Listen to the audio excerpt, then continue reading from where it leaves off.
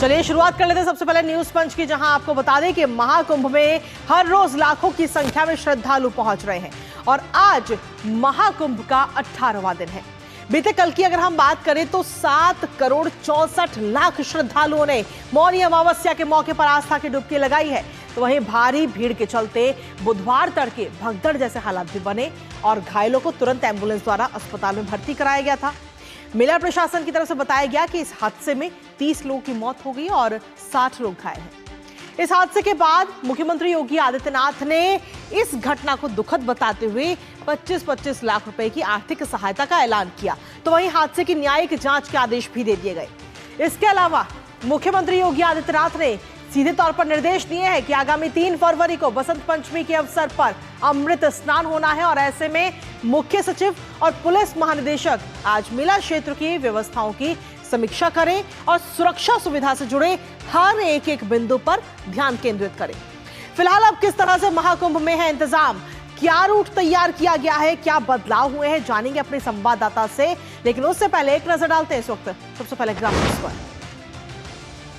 तो हादसे की न्यायिक जांच के ये आदेश इस वक्त दिए गए हैं, जहां आपको बता दें कि संगम तट पर भगदड़ मची थी बुधवार के तड़के सुबह और इसमें 30 लोगों की मौत हो गई थी। न्यायिक जांच के लिए 3 सदस्यीय कमेटी का गठन किया गया है और इस हादसे की जो कि अब पूरी जांच की जाएगी। साथ ही आपको बता दें कि 1 महीने के अंदर इस पूरे हादसे की जो रिपोर्ट है, न्यायिक जांच की रिपोर्ट, वो सौंपनी होगी। 1 महीने का वक्त दिया गया है। इसके साथ ही अगर हम देखें तो हादसे की तह में जाएंगे योगी आदित्यनाथ कि आखिर ये जो हादसा हुआ है जिसमें 30 लोगों की मौत हो गई है, इस हादसे के पीछे पूरी वजह क्या है, इस बात की अब जानकारी ली जाएगी। श्रद्धालुओं के लिए हेल्पलाइन नंबर भी इस वक्त जारी कर दिया गया है। जो श्रद्धालु वहां पर पहुंचे हुए हैं लाखों करोड़ की संख्या में, अगर उन्हें किसी प्रकार की समस्या होती है तो उनके लिए हेल्पलाइन नंबर जारी किया गया है। इसके साथ ही मृतकों के परिजनों को आर्थिक सहायता देने का भी ऐलान इस वक्त योगी सरकार की तरफ से किया गया है। 25-25 लाख रुपए की आर्थिक सहायता की जाएगी। साथ ही आशीष गोयल, भानु गोस्वामी की तैनाती भी की गई है वहां पर, आपको बता दें। तो कुल मिलाकर हादसे की न्यायिक जांच के आदेश दिए गए हैं। इसके साथ ही 5 विशेष सचिव भी चाक चौबंद व्यवस्था में जुटे हुए हैं। इसके साथ ही आपको बता दें कि गाइडलाइंस भी जारी किए गए। हादसे के बाद में सख्त गाइडलाइंस जारी हुई हैं। वो गाइडलाइंस क्या है वो भी आपको बताते हैं।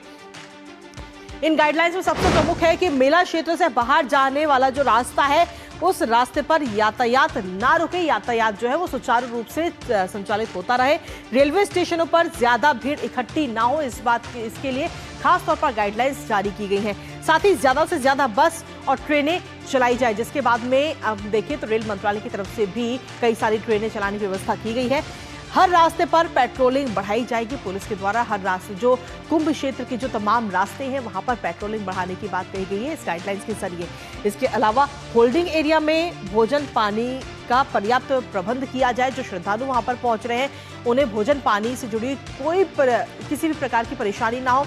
अगर जाम की स्थिति भी बिल्कुल वहां पर ना बने और जो यातायात है वो सुचारू रूप से संचालित वहां पर होता रहे, यानी कि एक जगह पर ना रुके, क्योंकि अगर एक जगह रुका तो जाम की स्थिति होगी। इसके साथ ही होल्डिंग एरिया जो है वहां पर बिजली ना जाए, बिजली का पूरा प्रबंध करने की बात इस गाइडलाइंस के जरिए की गई है। इसके अलावा अगर हम देखें तो बसंत पंचमी, क्योंकि बसंत पंचमी के दिन है अमृत स्नान और बसंत पंचमी के लिए इंतजामों की समीक्षा भी अब की जाएगी कि किसी भी प्रकार की कोई परेशानी ना हो। मुख्य सचिव और पुलिस महानिदेशक इसकी समीक्षा करते हुए नजर आएंगे। तो हादसे के बाद में सख्त गाइडलाइंस इस वक्त जारी की गई है। इसके अलावा अगर हम देखें तो सुरक्षा सुविधा से जुड़े हुए हर बिंदु पर फोकस इस वक्त योगी सरकार करती हुई नजर आ रही है। सीधे तौर पर प्रशासन के लिए ये गाइडलाइंस जारी की गई है। अयोध्या, वाराणसी और चित्रकूट प्रशासन भी सतर्क मोड में रहे, ये भी इस गाइडलाइंस में अंकित किया गया। इसके साथ ही क्या कुछ 5 बड़े बदलाव इस हादसे के बाद किए गए हैं, एक बार उस पर भी नजर डालते हैं। जहां आपको बता दें कि सुरक्षा के नए 5 तंत्र, यानी कि ये 5 अहम बदलाव किए गए हैं, जिसमें पहले बदलाव को अगर हम देखें तो मेला क्षेत्र पूरी तरह से नो व्हीकल जोन घोषित कर दिया गया, यानी कि जो पूरा महाकुंभ का जो पूरा क्षेत्र है वहां पर कोई भी व्हीकल नहीं जा सकता। इसके साथ ही वीवीआईपी पास रद्द किए गए हैं। जो भी वीवीआईपी पास पहले से बनाए गए थे उन सभी पासेस को इस वक्त रद्द कर दिया गया है। तीसरा जो बदलाव हुआ है वो है कि रास्ते अब 1 वे किए गए, यानी कि जिस रास्ते से जो भी रास्ते वहां पे 1 वे होगा, या तो वाहन जाएंगे या फिर वाहन आएंगे, एक ही चीज होगी वहां पे। इसके अलावा जो चौथा बदलाव है वो है कि पास के जिलों से वाहनों की नो एंट्री कर दी गई है। जो प्रयागराज के आसपास के जो जिले हैं वहां से कोई भी वाहन नहीं आ सकता। और 5वां बदलाव, 4 फरवरी तक 4 पहिया वाहनों की एंट्री पर सीधे तौर पर यह रोक लगा दी गई है, क्योंकि 3 तारीख को अमृत स्नान और अमृत स्नान को लेकर के ये तमाम जो 5 बड़े बदलाव हैं वो इस वक्त किए गए हैं। इसके साथ ही सीधा रुख कर लेते हैं, इस वक्त हमारे साथ हमारे सहयोगी अश्विनी जुड़ रहे हैं प्रयागराज से, जो लगातार वहां पर मौजूद है महाकुंभ क्षेत्र में और एक अपडेट हम तक लगातार पहुंचा रहे हैं। अश्विनी, आपसे जानना चाहेंगे, जिस तरीके से बीते कल जो सुबह सुबह हादसा हुआ, उस हादसे के बाद में अगर हम देखें तो कई सारे बदलाव किए गए और खास तौर पर जो अब अगला अमृत स्नान है यानी कि 3 फरवरी को बसंत पंचमी के मौके पर जो अमृत स्नान है उसको ध्यान में रखते हुए ये बड़े बदलाव किए गए हैं। निश्चित तौर से 5 बड़े बदलाव किए गए। उसके अलावा पूरे भीड़ को नियंत्रित करने के लिए एक बहुत बड़ा यहाँ पर प्रयास किया गया था।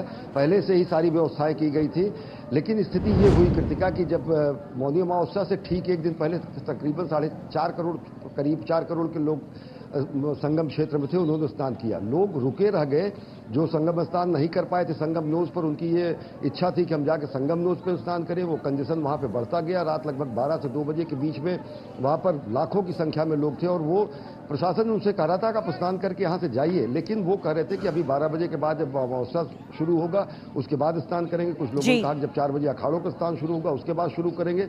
ये सब स्थितियां बनी। इन सब से सीख लेते हुए प्रशासन ने पूरे मेला क्षेत्र को, सबसे पहले तो अभी भी यहाँ पर करोड़ों लोग मेला क्षेत्र में हैं, उनको यहाँ से सुरक्षित उनके गंतव्य तक ले जाने के लिए व्यवस्थाएं की गई हैं। सबसे बड़े अहम रोल इसमें निभाया जा रहा है भारतीय रेल द्वारा।